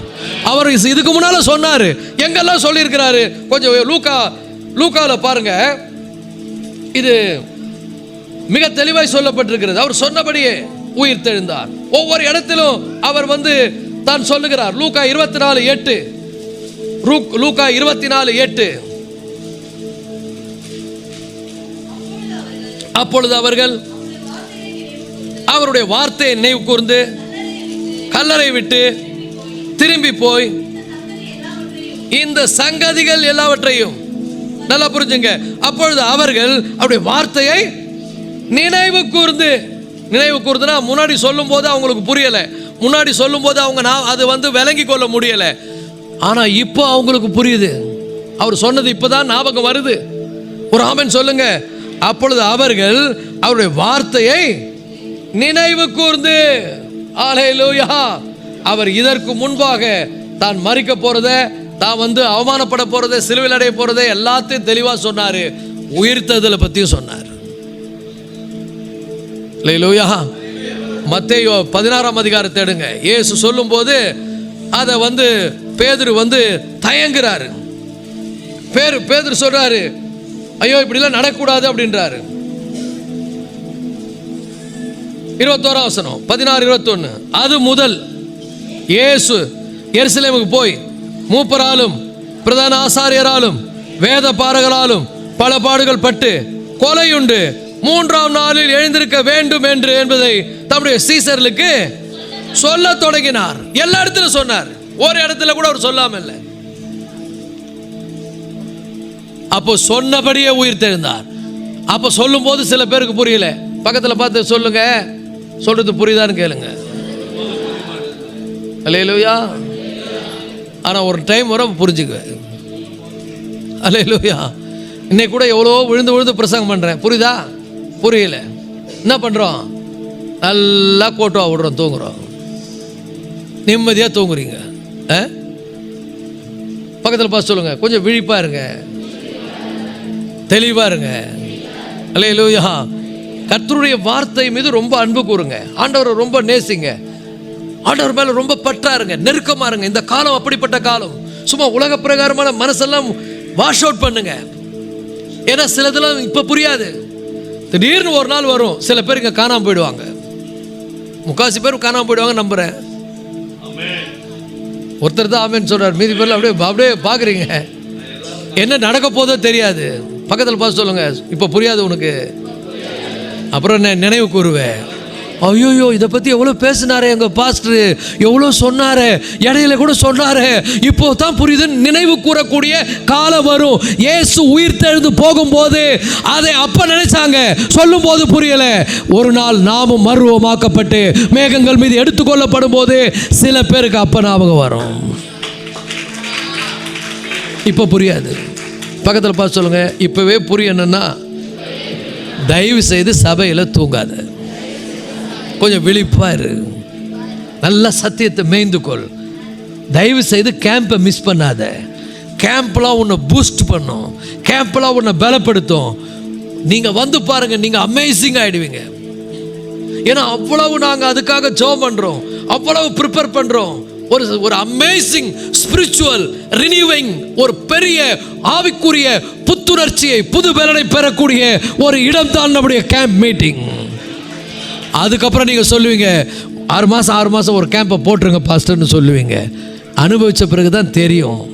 சில பேர் சொல்லுவாங்க, ஐயோ நான் மிஸ் பண்ணிட்டேன் பாஸ்டர். நீங்க சொல்லும் போது எனக்கு புரியல, நான் அப்பவே வந்திருப்பேன். உடனே பக்கத்து பேரை காரணம் காட்டும், இவங்களால தான் நான் வரல, அவங்களால தான். தயவு செய்து இப்பவே பிளான் பண்ணுங்க. எதுக்கோ காசை செலவு பண்ற, இதுக்கு அப்படியே உன்னை சாத்தான் கெடுக்கிறான். உலக பிரகாரமான மைண்டை விடு, கர்த்தருடைய காரியங்களை இன்வால்வ் ஆகு, ஆவியானுடைய நிறைவை பெறு, பரிசுத்தாவினுடைய பலனை பெற்றுக்கொள். ஒரு ஆமென் சொல்லுங்க. அப்ப நல்லா புரிந்து கொள்ளுங்கள், ஒரு நாள் வரும். பக்கத்தில் பார்த்து சொல்லுங்க, இன்னைக்கு சொல்றதெல்லாம் உனக்கு இப்ப புரியாது, ஒரு நாள் வரும், அப்ப புரிஞ்சுக்குவேன். லூக்கா 24:8. அப்ப நினைச்சு என்ன பிரயோஜனம்? இப்பவே மனம் திரும்பு, இப்பவே புரிந்து கொள். ஒரு ஆமென் சொல்லுவோமா? லேட்டா, சில பேர் லேட்டா கற்புறோம், இப்பவே புரிஞ்சுங்க. ஒரு ஆமென் சொல்லுவோமா? அல்லேலூயா. அவங்க ரொம்ப கன்ஃபியூஷன்ல வராங்க, குழப்பத்தில் வராங்க, பயத்தில் வராங்க. அவங்களுக்கு கிடைச்ச செய்தி என்ன தெரியுமா? பயப்படாதிருங்கள். ஒரு அல்லேலூயா சொல்லுவோமா? லேட்டாவது அவங்களுக்கு புரிஞ்சுது, சிலதுக்கு லேட்டானா கூட புரிய மாட்டேங்குது. ஒரு ஆமென் சொல்லுவோம். நான் எப்படி இத்தனை பாயிண்ட் பேச போறேன்னு தெரியல. 4வது ஒன்று வேகமா சொல்லிடுறேன். சரி,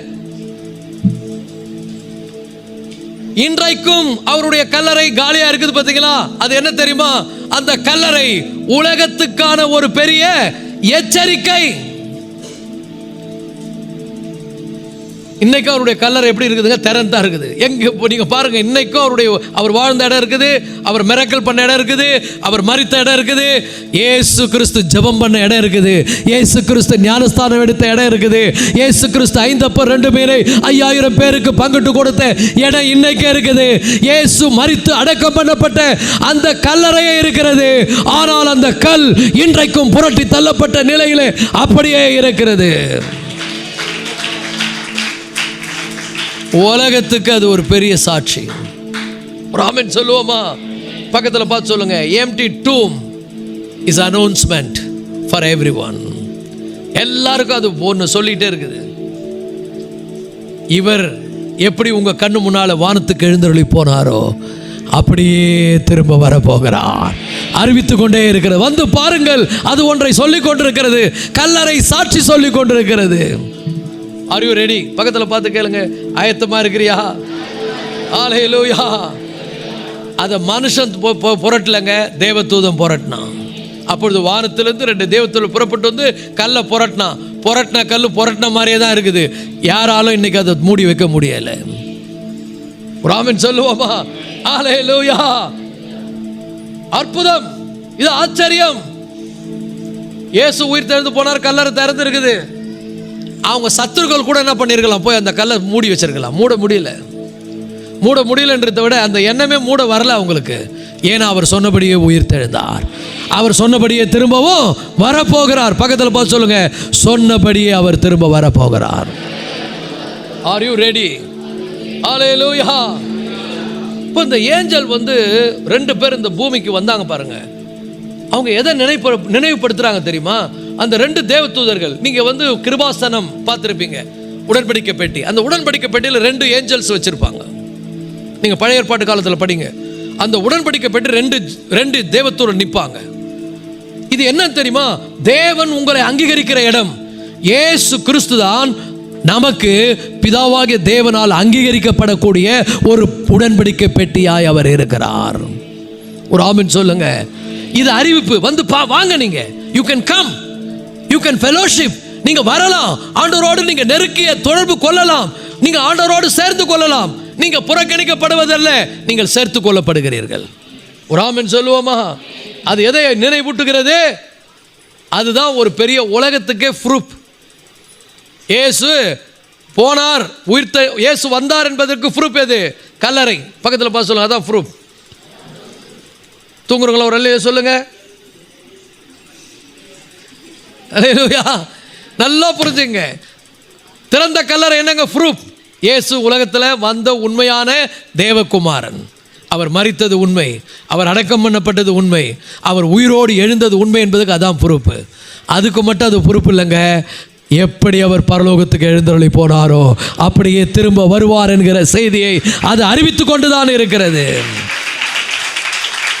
பக்கத்தில் பார்த்து சொல்லுங்க, இதோ சீக்கிரம் வரப்போகிறார். முகத்தை பாருங்க, ஏதாவது மாற்றம் தெரியுதான்னு? வரப்போறார்னு செய்தியை கேட்ட உடனே ஏதாவது மாறுதா பாருங்க. சொல்லுங்க, அவர் சீக்கிரம் வரப்போகிறார். அவரை சந்திக்க நீ ஆயத்தமா? உனக்கான ரட்சிப்பு ஏற்கனவே உத்தரவாதம் பண்ணப்பட்டிருக்கிறது. உன் ரட்சிப்புக்கான எல்லாத்தையும் இயேசு என்ன பண்ணிட்டாரு? செய்து முடித்துட்டார். உன்னுடைய பாவத்துக்கான பிரயாசத்தம் பண்ணி முடிக்கப்பட்டது. நீ இப்போ என்ன பண்ணணும்? அவரை முழுசாக விசுவாசிக்கணும், அவர் மேலே மிகுந்த அன்பு கூறணும். ஒரு ஆமென் சொல்லுவோமா? ஏன்னா அவர் திரும்ப வரப்போகிறார். வேகமாக சொல்லி முடிக்கிறேன். 5வது, அல்லேலூயா. சோர்வில் இருந்த மக்களுக்கு, உடைந்து போன மக்களுக்கு உற்சாகம் ஊட்டக்கூடிய ஒரு செய்தி, இயேசு உயிர்த்தெழுந்தார் என்கிற செய்தி, இயேசு வரப்போறார் என்கிற செய்தி. ஒரு ஆமென் சொல்லுங்க. அல்லேலூயா. ஏன்னா இந்த செய்தி சொல்லப்படக்கூடிய செய்தி. இது அப்படியே நமக்குள்ள வைத்துக் கொள்ளக்கூடிய செய்தி அல்ல. நீங்க வீட்டுக்கு போங்க, ஞானஸ்தானம் எடுத்துட்டு புது அனுபவத்தோடு போங்க. போகும்போது எல்லாருக்கும் சொல்லுங்க, இயேசு கிறிஸ்து உயிரோடு கூட இருக்கிறார். ஹல்லேலூயா. அவர் உயிர் தெழுந்தார். எல்லாருக்கும் சொல்லக்கூடிய செய்தி. அதனால தான் அந்த வசனத்தில் வாசிக்கிற 7ஆம் வசனம், மத்தேயு 28:7. பக்கத்தில் பார்த்து சொல்லுங்க, சீக்கிரமா போங்க. இப்போ இல்லைங்க, ஞானஸ்தானம் முடிச்ச பிறகு, சபை முடிஞ்சவரை ஞானஸ்தானம். ஒரு ஆமென் சொல்லுங்க. சீக்கிரமா போங்க. நீங்க சீக்கிரமா போய் ஆமென், அல்லேலூயா. இது சொல்லக்கூடிய செய்தி. எல்லாருக்கும் சொல்லுங்கள், சீக்கிரமா போங்க. பக்கத்தில் பார்த்து சொல்லுங்க, சீக்கிரமா போங்க. எல்லாருக்கும் சொல்லுங்க. கல்லர் என்ன சொல்லுதுன்னா, வெளியே சீக்கிரம் போகிறது. கல்லர் என்ன சொல்லுது? போய் சொல்லுன்றது. சொல்லும்படி நம்மை தூண்டுகிறது கல்லறை. இயேசுனுடைய கல்லறை அங்கேயே உட்காந்து நான் அழ சொல்லலை, ஏன்னா அவர் அங்கே இல்லை. இயேசுனுடைய கல்லறை சொல்லுது, சீக்கிரம் போய் எல்லாருக்கும் சொல்லுங்க. எல்லாருக்கும் சொல்லணும். எத்தனை பேர் சொல்ல போறீங்க?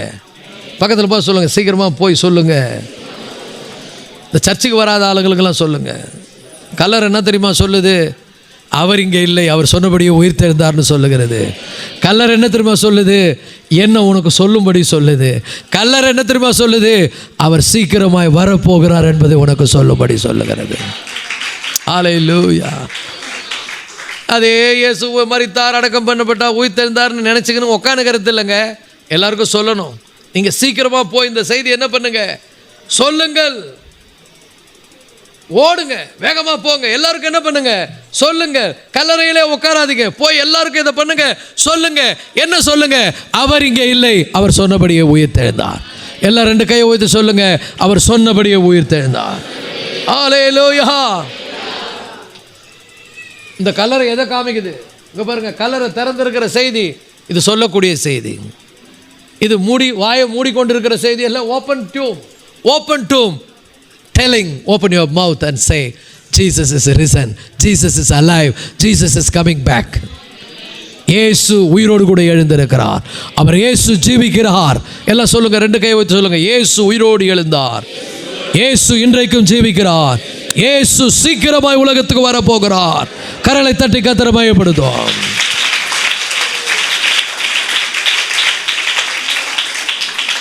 ஹல்லேலூயா. இப்போ இந்த சீசர்கள் எங்கே போனாங்கங்க? வந்திருக்கிறவங்கெல்லாம் பெண்கள். சீசர்கள் எங்கே போனாங்க? அவங்க கன்ஃபியூஷனில் இருக்காங்க, குழப்பத்தில் இருக்கிறாங்க, பயத்தில் இருக்கிறாங்க. அவருக்கே இந்த நிலைமை ஆயிடுச்சு, நமக்கு என்ன நடக்க போதோ தெரியலையப்பா. ஏன்னா அவங்க ஆண்டவர் சொன்னது ஒன்று கூட புரிஞ்சுக்கல. ஆனால் இந்த செய்தியை இந்த சகோதரிகள் வேகமாக கொண்டு போகிறாங்க. ஏன்னா தேவதூதன் சொல்லிட்டான், சீக்கிரமாக போகன்ட்டான். போய் அவருடைய சீசர்களுக்கு சொல்லுங்கள். ஆண்டவர்னா சொல்லிடணும். அவனுங்கிட்ட சொல்லவே சொல்லாது இந்த செய்தியை. எல்லாம் என்னை அடிக்கும்போது விட்டு ஓட்டானுங்க. ஒருத்தன் என்னை காட்டி கொடுத்தான், ஒருத்தன் என்னை மறுதளிச்சான், மீதி பேரெல்லாம் உயிருக்கு பயந்துன்னு ஓடிட்டான். இப்போ கூட வந்து பார்த்தாங்களா பற்றியா, நம்மளை தான் அப்படி சொல்லியிருப்போம். ஆனால் கிருபை என்ன தெரியுமா சொல்லுது? நான் உன்னை ஏற்றுக்கொள்ளுகிறேன், உன்னை அங்கீகரித்து கொள்ளுகிறேன், உனக்கு நான் மறு வாழ்வை கொடுக்கிறேன் அப்படின்னு அந்த நியூஸை போய் சொல்லுன்னு சொல்லுது. கிருபை சொல்லுகிறது, கிருபை அழைக்கிறது. அதுக்கப்புறம் சீசர்கள் வந்த பிறகு வைராக்கியமாக மாறிட்டாங்க, உறுதியாயிட்டாங்க, ஸ்ட்ராங் ஆகிட்டாங்க. ஒரு ஆமென் சொல்லுங்க. அவங்க வந்து பயந்தாங்க, கலக்கமற்றாங்க, வர முடியலை, சோர்ந்து போயிருந்தாங்க, பயந்து ஓடினாங்க. ஆனால் அவர்களுக்கும் ஆண்டவர் இந்த செய்தியை சொல்ல சொன்னார். செய்தி போன பிறகு அவங்க வாழ்க்கை மர்வமாக்கப்பட்டது. மகிமையாக அவர்கள் ஆண்டவருக்காக என்ன பண்ணாங்க? வல்லமையாய் எழும்பி காரியங்களை செய்தார்கள். ஆறாவது, வேகமாக சொல்லி முடிக்கிறேன், ஏன்னா விளக்கம் கொடுத்துன்னு இருந்தால் டைம் ஆகாது. ஆறாவது, ஏங்க அந்த பெண்கள் வந்து ஆண்டவர் முதல்ல தரிசனமானார்? இதை நம்ம யோசிக்கணும். ஏன் இந்த பெண்களுக்கு தரிசனமானார்? ஏன்னா பைபிளில் சொல்லுது, முதலாவது அவர் என்ன பண்ணார்? அந்த ஸ்திரீகளுக்கு தரிசனமானார். ஆண்டவர் ஏன் வந்து சீசர்களுக்கு தரிசனமாகலை? கூடவே இருந்தாங்க. இன்றைக்கி நிறைய பேர் சொல்கிறாங்கல்ல, நாங்கள் தான் முதல்ல, நாங்கள் தான் கூடவே இருந்தோம், நாங்கள் தான் இதை பண்ணோம். இந்த சீசர்கள், இந்த ஆண்கள் எப்பவுமே வீக்கு தான்றத பார்க்குறோம் பாருங்கள். ஆனால் நல்லா பேசுவாங்க, சூழ்நிலை வந்து அவனை அப்படியே கழண்டிக்குவாங்க. இந்த பெண்கள் இருக்கிறாங்க, பக்கபலனா எப்பவுமே இருப்பாங்க. பக்கத்தில் பார்த்து சொல்லுங்கள், உங்கள் மனைவியை ரொம்ப நேசிங்க. சொல்லுங்க, உங்கள் மனைவியை ரொம்ப நேசிங்க. கடைசி வரைக்கும் அவங்க தான் உங்கள் கூடவே இருக்க போகிறாங்க. பெண்கள் ரொம்ப அவங்க வந்து அதில் ஸ்ட்ராங், உறுதியாக இருக்கிறாங்க. ஏன்னா அவங்க வந்து நம்மெல்லாம் மண்ணில் உருவானவங்க, அவங்க எலும்பில் உருவானவங்கள கொஞ்சம் ஸ்ட்ராங்காக தான் இருக்கிறாங்க.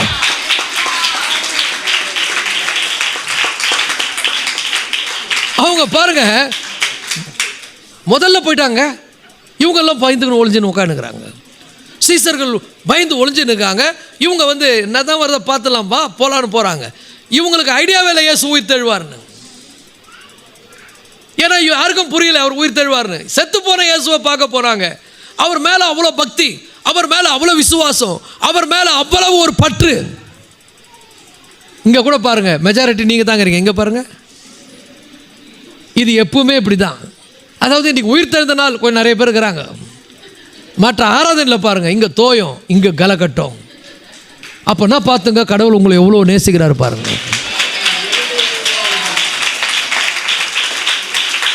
இது எப்பவுமே மெஜாரிட்டி கம்மி. போயிட்டு வா அப்படின்னு சொல்லி அனுப்பிடும். அப்போ இந்த சகோதரிகள் வைராக்கியமாக என்ன பண்ணுறாங்க? அந்த முதல்ல வராங்க. அந்த வசனம் சொல்லுது, அவங்க அதிகாலை இருட்டோட எழுந்துக்கிறாங்களாம். உங்களுக்கெல்லாம் பாராட்டு, கை தட்டுறேன் நான். அதாவது பெண்களிலேயே அதிகாலை இருட்டோட எழுந்திருக்கிறவங்களுக்கு கை தட்டுங்க, கை தட்டுங்க, கை தட்டுங்க. நீங்கள் தான் தட்டணும். நம்ம ஆள் கொரட்டை விட்டு தூங்கினுக்கிறாரு. ஆனால் பெண்கள் அதிகாலை எழுந்து ஆண்டவரை தேடுறாங்க. பெண்கள் அதிகாலை இருட்டோடே வாசிக்கிறோம் பாருங்க. வாரத்தின் ஓய்வு நாள் முடிந்து வாரத்தின் முதலாம் நாள் விடிந்து வருகையில், ஒவ்வொரு சீசர்களும் இதை ரொம்ப அழகாக எழுதுறாங்க. இருட்டோடே அப்படின்னு ஒருத்தர் எழுதுறாரு. மார்க்கா லூக்காவா? அவங்க இருட்டோடே வந்தாங்க பாருங்க. ஏழையா எழுந்துக்கிறாங்க. அவங்க அதிகாலை ரொம்ப ஏழை எழுந்து என்ன பண்ணாங்கன்னா, அவ்வளவு உத்தமத்தோடு எல்லாத்தையும் ஆயத்தப்படுத்துகிறாங்க. நான் கூட ஏன்னா ஊருக்கு போகும்போது நான் கொஞ்சம் அசதியாக தான் தூங்குவேன். ஆனால் எங்கள் ஒய்ஃப் எழுந்து எல்லாத்தையும் ரெடி பண்ணுவாங்க.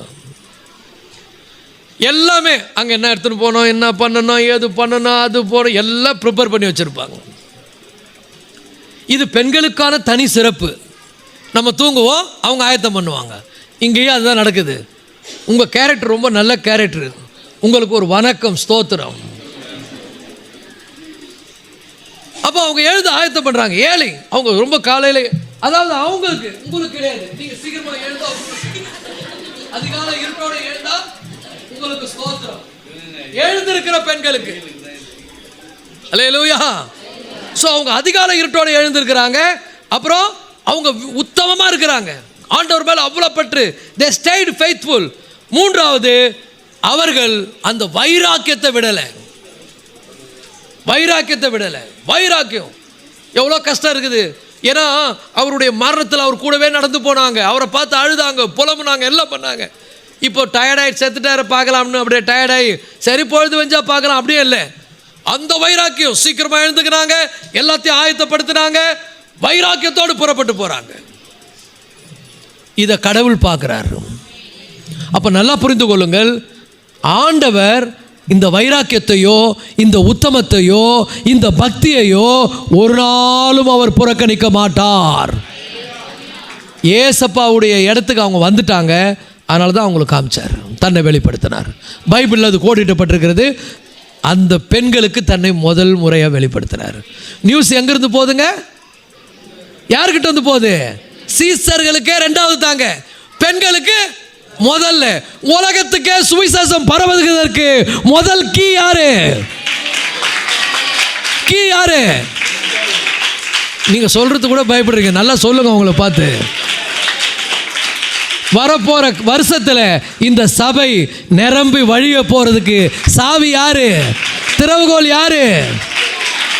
என்னங்க இப்படி இருக்கிறீங்க? பக்கத்துல பார்த்து சொல்லுங்க, நீங்க தாங்க கீயே சொல்லுங்க. ஹல்லேலூயா. ஆனால் என்ன தெரியுமா, காலையில் சீக்கிரம் எழுந்துக்கணும், ஏழையாக எழுந்துக்கணும், நல்லா சோம் பண்ணணும், உத்தமத்தில் உறுதியாக இருக்கணும், ஆண்டவர் மேலே வைராக்கியம் காமிக்கணும். கண்டிப்பாக கர்த்தர் தமது மகிமையை உங்களுக்கு வெளிப்படுத்துவார். உயிர்த்தெழுந்த கர்த்தர் தமது மகிமையை உங்களுக்கு வெளிப்படுத்துவார். ஹல்லேலூயா. அப்போ கவனிங்க, அவங்க ஆண்டவர் கூட எப்பவுமே இருக்கணும்னு விரும்பினாங்க. நிறைய ஆண்டவருக்கு வந்து வைராக்கியம் காட்டினாங்க, பக்தி காமிச்சாங்க, ஆண்டவரை வந்து தொழுது கொள்வதில் அவ்வளோ முக்கியத்துவம் காமிச்சாங்க. அவங்க அந்த இடத்துல இருந்தாங்க, அதனால தான் கர்த்தர் தன்னை வெளிப்படுத்தினார். They are available. நியூஸ் எங்கிருந்து போகுது? ஃபஸ்ட்டு உலகத்துக்கே சுவிசேஷம் போகிறதுக்கு முதல்ல கர்த்தர் பயன்படுத்தின ஆள் யாரு? பெண்கள். நீங்கள் தான் போங்க, உலகம் முழுவதும் சுவிசேஷம் வந்ததுக்கு காரணம் யார்? அந்த செய்தியை நீங்கள் தான் முதல்ல சொன்னீங்க. ஒரு ஆமென் சொல்லுங்க. கர்த்தர் நல்லவர். ஹல்லேலூயா. கடைசியாக உங்கள் பக்திக்கு சக்தி இருக்கிறது. பக்கத்தில் பார்த்து சொல்லுங்க, உங்கள் பக்திக்கு சக்தி இருக்கிறது. இந்த பெண்களுக்கு என்ன இருந்தது? பக்தி. ஆண்டவர் மேலே பயங்கரமான ஒரு பக்தி. ஆண்டவரை ரொம்ப ஆழமாக அவர்கள் என்ன பண்ணாங்க? நேசித்தார்கள். அவங்க என்ன பண்ணாங்க?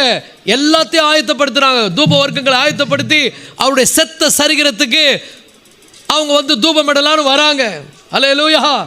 எதையும் எதிர்பார்க்கலங்க அவங்க. இயேசு உயிர் தழுவார், எங்களுக்கு காமிப்பார், நாங்கள் தான் ஃபஸ்ட்டு பார்க்க போகிறோன்னு நினச்சி வந்தாங்க. எந்த எதிர்பார்ப்பும் கிடையாதுங்க. ஆனால் அவங்க பக்தியை கர்த்தர் பார்த்தார். பக்கத்தில் பார்த்து சொல்லுங்க, சகோதரிகளே, உங்கள் பக்திக்கு இருக்குது சக்தி.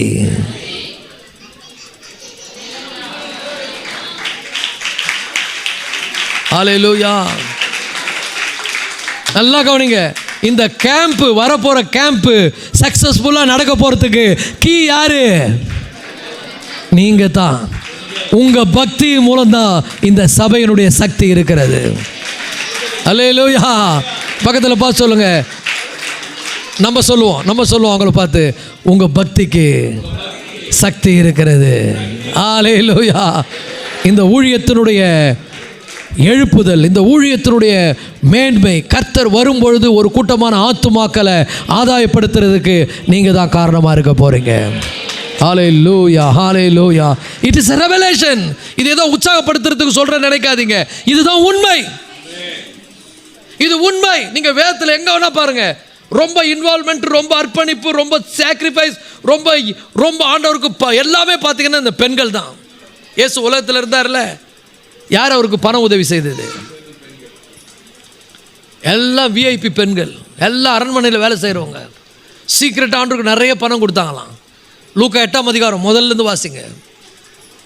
ஒரு ஆமென் சொல்லுங்க. அதுவும் ரொம்ப அற்புதமான பெண்கள். அவங்க பக்திக்கு அளவே இல்லைங்க. பெரிய மாற்றத்தை கொண்டு வரும், பெரிய எழுப்புதலை கொண்டு வரும். ஆண்டவர் வரும்பொழுது நான் கூட நினைக்கிறேன், பெண்கள் தான் முதலாவது எடுத்துக்கொள்ளப்படுவாங்களோ.